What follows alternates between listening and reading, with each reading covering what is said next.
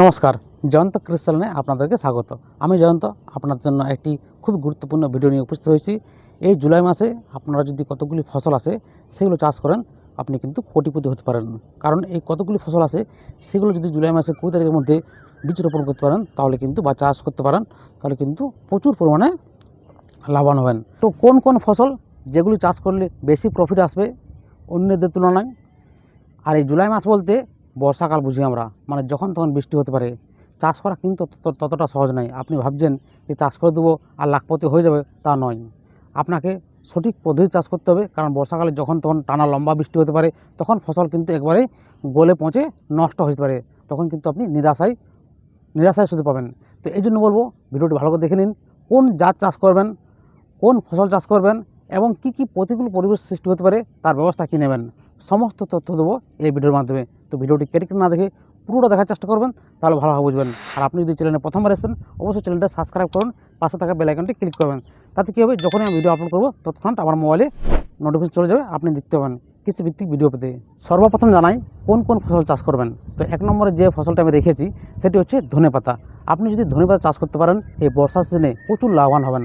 কারণ কি, অন্য সময় ধনেপাতা মার্কেটে যাবেন, ক্রয় করবেন, সবজি নেবেন, ধনেপাতা আপনাকে এমনি এমনি দেবে। কিন্তু এই বর্ষার সিজনে আপনাকে একটি কি দুটি গাছ ক্রয় নিতে আপনাকে 5 টাকা লেগে যাবে। এই জন্য ধনেপাতা চাষ করুন, প্রচুর লাভবান হবেন। 2 নম্বর যে ফসলের কথা বলবো সেটি হচ্ছে মূলা। মূলা যদি চাষ করেন এই সময় বর্ষার সিজনে প্রচুর লাভবান। কারণ অন্য সময় শীতকালে বা গ্রীষ্মকালে যে দাম থাকে 10 টাকা কিলো কি 20 টাকা কিলো, কিন্তু এখন এই বর্ষা সিজনে কেউ যদি মূলা চাষ করতে পারে তাহলে কিন্তু প্রচুর লাভ হয়। মোটামুটি 50 থেকে 60 টাকা বা তার বেশিও হতে পারে। তো মূলা চাষ করুন 2 নম্বর ফসলটি। 3 নম্বর যে ফসলের কথা বলবো সেটি হচ্ছে ফুলকপি। ফুলকপি যদি চাষ করতে পারেন এই জুলাই মাসে তাহলে কিন্তু আপনি মেরে বসছেন। কারণ কি, ফুলকপি অন্য সময় যা দাম থাকে 10 টাকা 20 টাকা পিস, এই বর্ষা সিজনে যদি চাষ করেন যখন ফলন পাবেন তখন কিন্তু প্রচুর দাম থাকে। মোটামুটি 60 টাকা 70 টাকা কি 80 টাকা পর্যন্ত আপনি পিস পেতে পারেন। তো ফুলকপি চাষ করতে পারেন। নাম্বার যে ফসলের কথা বলবো সেটি হচ্ছে বাঁধাকপি। এটিও কিন্তু শীতকালে গ্রীষ্মকালে দাম কম থাকে তুলনামূলক, বর্ষাকালে সবচেয়ে বেশি থাকে। ফুলকপিরও দাম কম, বাঁধাকপিরও দাম কম। শীতকালে 10 টাকা 15 টাকা পিস পাওয়া যায় বা তার থেকে কম থাকে, কিন্তু বর্ষাকালে সবচেয়ে বেশি দাম থাকে বাঁধাকপির, মোটামুটি 60 থেকে 70 টাকা পার পিস, যদি ঠিকভাবে চাষ করতে পারেন বৈজ্ঞানিক পদ্ধতিতে। তো সব কিছু তথ্য দেবো এই ভিডিওর মাধ্যমে। এরপর জানাই কোন কোন জাত চাষ করবেন বাঁধাকপির, ফুলকপির, ধনেপাতার, মূলোর, এগুলোর কোন কোন জাত চাষ করবেন যেগুলোতে আপনার বেশি প্রফিট দেবে, বেশি ফলন আসবে। তো চলুন এই ভিডিওর মাধ্যমে জেনে নিন। এরপর জানাই যে 4টি ফসলের কথা বললাম, ফুলকপি, বাঁধাকপি, ধনেপাতা, মূলো, এগুলির কোন কোন জাত চাষ করবেন যেগুলি চাষ করলে বেশি প্রফিট দেবে, লস হবে না। তো 1 নম্বর হচ্ছে ফুলকপি। ফুলকপির সিনজেন্টা কোম্পানির 15-22 চাষ করতে পারেন। এটি কিন্তু প্রচুর ফলন আছে। এর খাসিয়ত হচ্ছে কালারটা থাকবে হোয়াইট আর সাইজ হবে প্রায় 600 থেকে 700 গ্রাম। 60 থেকে 70 দিন থেকে ফলন পেতে শুরু করবেন।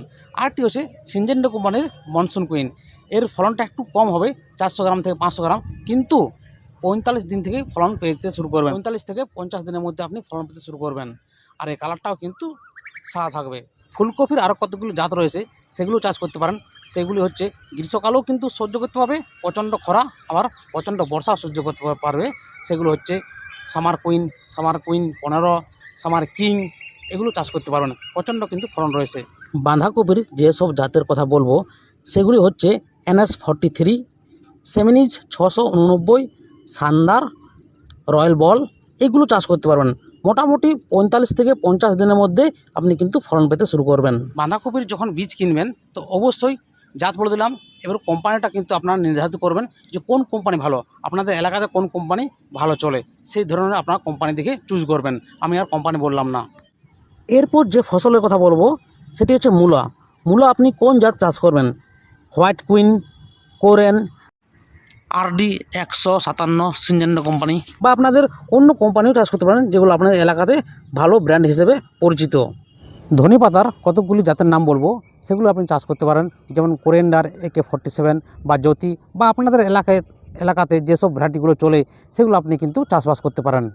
এরপর জানাই এই ফসলগুলি কীভাবে চাষ করবেন। কারণ বর্ষাকালে বিভিন্ন ধরনের প্রতিকূল পরিবেশ সৃষ্টি হতে পারে। তো কীভাবে চাষ করবেন? সর্বপ্রথম বলি, 2 থেকে 3 বার ভালো করে রোটার দিয়ে লাঙ্গল দিয়ে মাটি গুঁড়ো করবেন। তারপর ড্রেনেজের ব্যবস্থা কিন্তু আগে রাখবেন যাতে জল বেরিয়ে যায়। আর 3 ফুট দূরে দূরে কিন্তু আপনাকে ড্রেনেজ করবেন আর মাটিটা উঁচু করবেন। ওই উঁচু অংশতে আপনাকে কিন্তু ফসল রোপণ করতে হবে। আর যখন মাটি তৈরি করবেন তখন অবশ্যই 2 থেকে 3 টলি গোবর দেবেন আর জিঙ্ক সালফেট দেবেন। জিঙ্ক সালফেট করবে কি, গাছকে রোগ প্রতিরোধক ক্ষমতা বৃদ্ধি করবে আর গাছকে গ্রোথ করবে। ফসলে যাতে গোড়া পচা, ডাম্পিং অফ বা ধসা রোগ যাতে না আক্রান্ত হয়, এই জন্য আপনাকে সময় সময় সিস্টেমিক ফাঙ্গিসাইড ওষুধ স্প্রে করতে হবে। যেমন কাস্টোডিয়া করবেন, অ্যাডামা কোম্পানির, কার্বনডাইজিম প্লাস ম্যানকোজেব গ্রুপের স্প্রিন্ট, সাপ, এইসব ধরনের ওষুধগুলো কিন্তু আপনাকে সময় সময় স্প্রে করতে হবে। যখনই দেখবেন বর্ষা আসছে, এখন তো নিউজ চ্যানেলে, টিভিতে সব সময় বা আপনার মোবাইলে রয়েছে, মোবাইলে কিন্তু বৃষ্টির সম্ভাবনা দেখা যায়। তো আপনাকে অবশ্যই কিন্তু তার আগে সিস্টেমিক ফাঙ্গিসাইড ওষুধ স্প্রে করতে হবে। বিশেষ কিছু ঝামেলা নেই, একটু রিস্ক নিলেই হবে, দেখবেন সহজে কিন্তু চাষবাস করতে পারছেন। ভিডিওটি যদি ভালো লাগে অবশ্যই শেয়ার করবেন আর প্রতিটি ব্যক্তির কাছে পৌঁছে দিন। ভালো থাকবেন, সুস্থ থাকবেন, নমস্কার।